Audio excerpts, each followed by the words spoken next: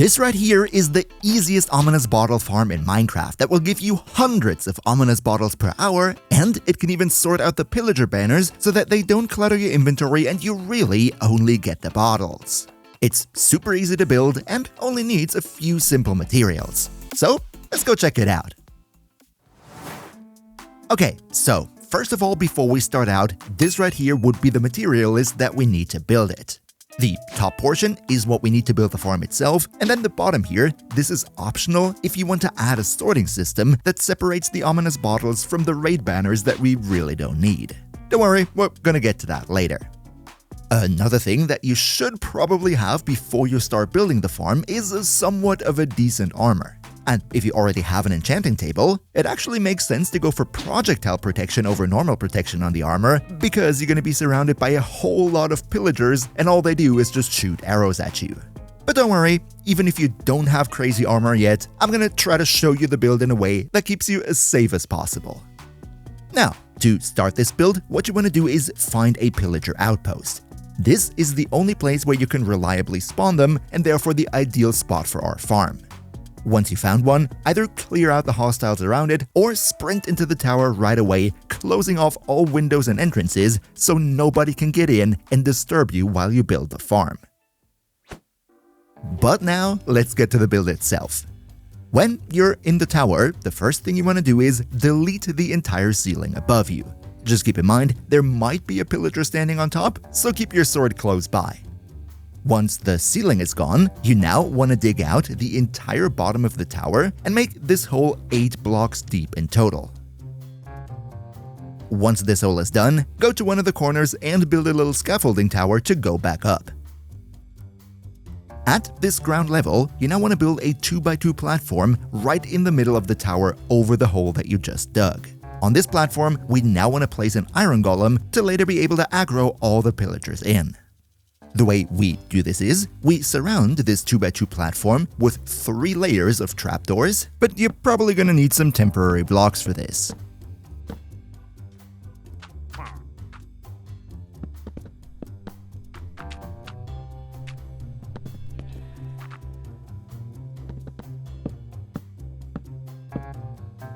And then once we flap them open, it should look somewhat like this, where the entire platform is surrounded with those doors. And as always, if you could leave a like for the video, that would be super nice, because it helps me big time with the YouTube algorithm to get these tutorials out to more people. Cheers so much for your support. Okay, this next step might be a little bit finicky, so pay close attention. Now that we have the holding cell for our golem finished, next we need to actually spawn the iron golem and get it in here. To make this a bit more seamless, I personally like to place a ring of blocks on top of the top layer of trapdoors, like I show right here, and then I do the iron golem spawning while standing on this ring.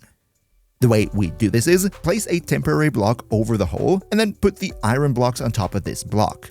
Take it away again, and then place the carved pumpkin on top of the iron blocks. The golem is now gonna spawn, but it's not gonna fall right into the hole, so you might have to push it a little bit, and be careful that you don't fall down yourself.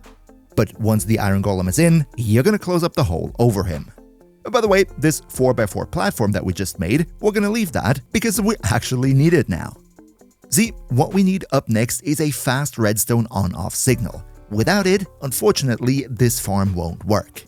The way we do this is, first of all, we cover this little platform completely with redstone, and then next to it, on the side, we place down a redstone comparator with 3 redstone blocks around it and a lever at the back. Right-click the redstone comparator so that the front torch is on, and when you now flick the lever, this will produce a rapid on-off signal. Connect this signal to one corner of the 4x4 platform with the redstone on it, and this now should cause the top layer of trapdoors to rapidly open and close all the time. This is exactly what we need, because only if the top trapdoor is open will the pillagers actually be aggroed onto the golem, but then again, we can't just leave them open constantly because then they would be able to shoot the golem. And by the way, I didn't come up with this idea myself, this is actually a mechanic that I saw in a video from AdilGamez, so big shoutouts to him for figuring that out. But alright, now that we have our golem contained, let's work on the loot collection mechanism. For this farm to work, we need a 4x4 ring of hoppers at the bottom of the iron golem platform. Just make sure that they're nicely pointing into one another. On top of the hoppers, we're not going to place campfires, or if you have soul campfires, they do a bit more damage, and surround this whole pit with blocks. Now that this is done, you can actually go and put the floor back into the tower. And when you do that, don't forget to place trapdoors like I show right here, so that the pillagers can actually trip and fall into the pit. But okay, now that we have the hoppers, we of course need a chest to collect all the loot. For that, go back to your corner with the scaffolding and go down into the quote-unquote basement. You can now place a loot chest somewhere under the hoppers and then connect one of the hoppers with the chest. Very important, only one hopper goes into the chest and all the other hoppers are supposed to go into that one hopper. That would be the basic farm design. However, it does have a problem. And that is that these ominous bottle farms will also produce a whole bunch of the pillager banners, which we actually don't need, and it clutters the entire loot chest. So what you can do instead is build a sorting system that is going to separate the ominous bottles from banners that we don't need. To do that, we will now place 3 more hoppers under the hopper that goes into the chest. Against the bottom hopper, we place a dispenser like this, and then make sure that this hopper is going into the dispenser. Then on the other side, we're going to build this construction right here. This is a standard redstone hopper sorting system. And once we got that set up, we also need to make sure that this hopper right here points into the comparator and not down. It should now look somewhat like this, where the top hopper is going into the loot chest, the one below it into the comparator, the one below that just down, and the bottom one goes to the other side into the dispenser.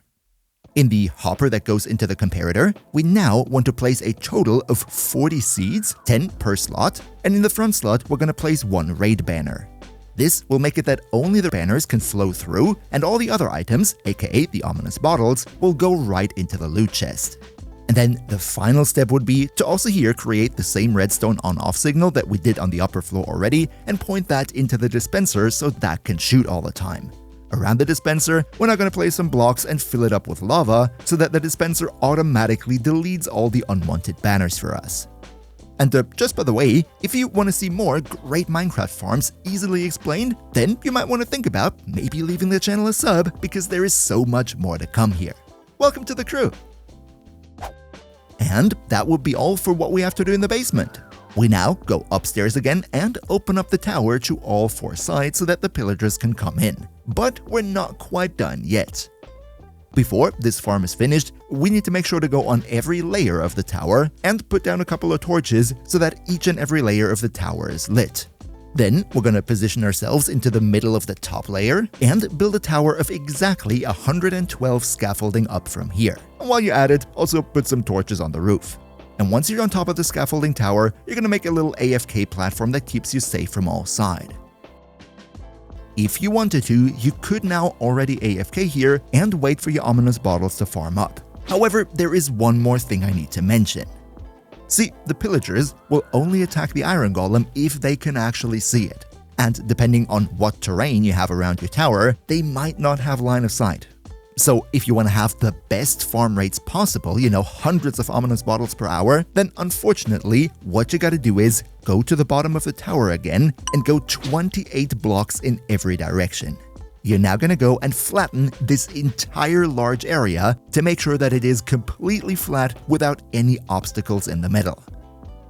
If you ask me, I personally don't think it's really worth it because it takes a lot of time to do while you will be constantly harassed by the pillagers. And if I'm being honest, do we really need hundreds of ominous bottles per hour? I think as long as we keep the area around the tower somewhat clean, maybe cut down some trees, we should get enough ominous bottles out of this to sufficiently fuel our raid farms. As soon as the pillagers spawn, they will see the iron golem and they want to attack him. But because the trapdoors open and close all the time, they can't get a clear shot in, which forces them to run right up to the iron golem and then, of course, fall into the pit where they die due to the campfires.